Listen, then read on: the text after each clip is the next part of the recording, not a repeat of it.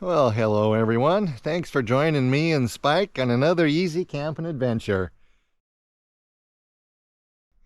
Now, when I say how to properly camp in the winter, that's kind of tongue-in-cheek. Any way is proper as long as you have fun and you stay warm and dry. I'm going to show you what is right for me. And right for me means being comfortable. Now, one technique I like to use when I'm hot tent camping, since it always occurs in the winter, is I do like to use an established campground with a restroom in it. This is a remote campsite, so it just has a pit toilet like that. If you camp at a state park in the winter, which I also like to do, their restrooms are heated with hot and cold running water and lights. You know, pay 20 bucks. Okay, well, let me show you what I'm going to use for hot tent camping. It's the exact same kit that I use in the summer. What I have in Spike here for camping is what I use year round. It doesn't change whether it's 100 degrees or 10 degrees. Okay, so let's have a look here. Well, I'll just start pulling things out. This is my chair. Next thing to remove is the table. Next thing I'm going to want to do is grab my propane tank, bring it out. The next thing I'll grab is my propane fire pit. I'll just grab the canopy next. These are the walls. I don't have them in. I'll just carry those out. And then there you have it. Taking the 5 things out. This leaves my bed, which is always here. Okay, I'm going to go ahead and set up my hot tent now, which you will notice is actually a canopy, not a tent. It's not because I don't have a tent, it's just because the canopy is far better for camping. If you have a tent always has a floor, and when you camp in the winter, it's always muddy and wet, and when you walk into your tent, you get that mud all over the floor. And then when you pack up your tent to leave, the walls come down and lay on top of the floor, and when you put the tent back up, your walls have that mud on it too. Also, mud or dirt or any kind of soil in the tent is what causes it to mold and deteriorate. With the canopy, there's no floor. You can walk in and out without a problem.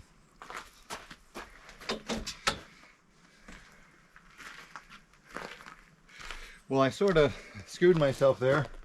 Didn't quite leave myself enough room to set it up, so it took a little longer than it normally would. But if you ever set up a tent, you can tell this is a million times faster. Now look at this. If it were raining, I'm already protected. So with my canopy, there's Velcro all along the tops of the ridge here, and then down all the walls. So each wall has Velcro across the top and then down the sides. It's just a matter of sticking it in here and then just Velcroing it across the top. Once I get the legs started, I usually come to the center and then just work to the edges. Usually center and center and center.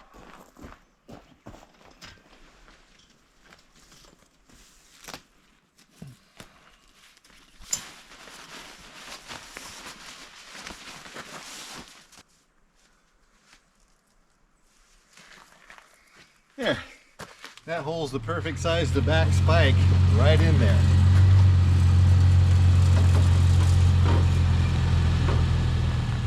So as far as that goes, so far my hot tent camping is pretty similar to anyone else's. But the difference in my technique starts now.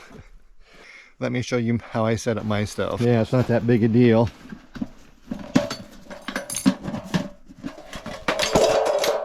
Okay. My stove is set up. Here's my firewood. Not sure about that. Give the sniff test. Now, if I had built an actual campfire, if somehow I'd managed to go and get firewood or anything, built the campfire, there's no way I would have it here inside my canopy. I'd be smoked out in no time. I'd probably die if I had that much, if I had a campfire in here going like that. But this is a propane campfire. I'll show you. Let me go stand over here by it. I'm going to stand right above this fire and I'm just going to breathe its, well, it's not smoke, it's just heat coming up. If this was a regular campfire, I couldn't possibly stand here. Boy, that's warm. But since this is a propane campfire, you can really get warm. You can stand right next to it and it really works great. You never have to do anything. If you want it to be hotter, you turn it up. If you want it to be cooler, you turn it down. If you're tired of it, you turn it off. If you want it back, you turn it back on. Can't do that with a wood campfire. Now, if you're smarter than me, and I'm betting you are, you're probably wondering, Dan Dog, why would you sleep in a $20 summertime sleeping bag when it's going to be 15 degrees? You know, here it is, it's Thanksgiving, and it's so late November, it's cold. I think it will be 15 degrees tonight, but I'm going to be comfy warm. And I've used this the past 4 times in very cold weather. It works great. These electric hand warmers. So they come in a package of 2. So they're like $8 each or something. And I've used these, like I say, maybe 5 times, 6 times already. What I'm just going to do, bring you up here. I'm going to set one about here and one maybe up there, and I'll be sleeping right here in between them. Those will run all night. When I wake up in the morning, they'll still be producing heat. Those would run all night on high heat. But I probably won't need but either. I'll probably just need medium. Now, another thing about camping in the winter that you have to keep in mind is that it gets dark early, obviously. So by 5 o'clock, even by 4:30 this evening, it's going to be pitch black dark here. And so that's several hours. If I stay up till 10:30, that's 6 hours. It's going to be dark. So I have to be able to entertain myself during those 6 hours. I also oftentimes bring a DVD player, and like I'll bring that half the time, and then about half the time that I bring it, I'll use it. Tonight, if I use it, I'm going to watch The Good, the Bad, and the Ugly. Well, my stomach clock says it's dinner time. It's actually past dinner time, probably. It's 7 o'clock. So I'm going to do my usual thing.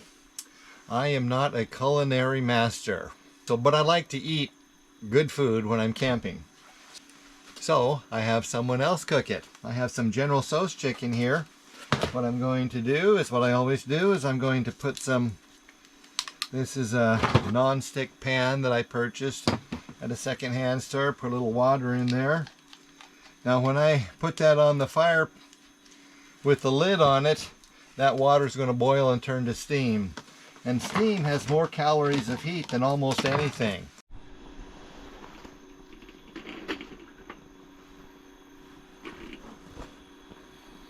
It's been dark for a couple of hours. Actually, it's been dark for about 3 hours. So I've been sitting in here listening to YouTube music, having some Dan Dog karaoke. Boy, are you lucky to have missed out on that.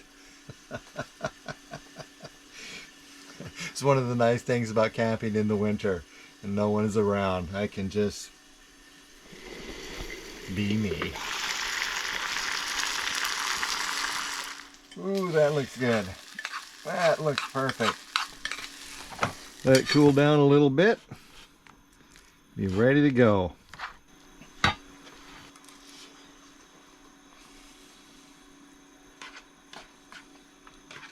Oh, well, ain't that a fine how do you do?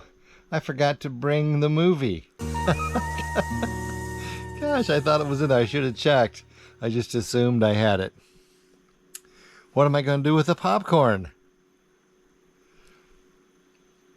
I'll probably eat it anyways.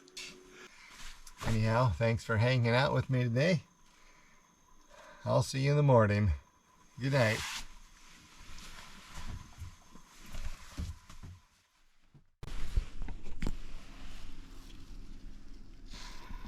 Good morning, everyone.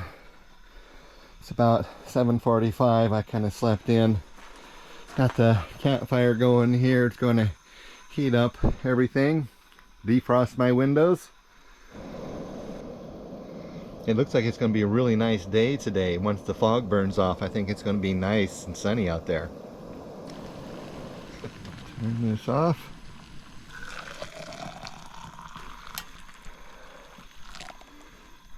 Okay.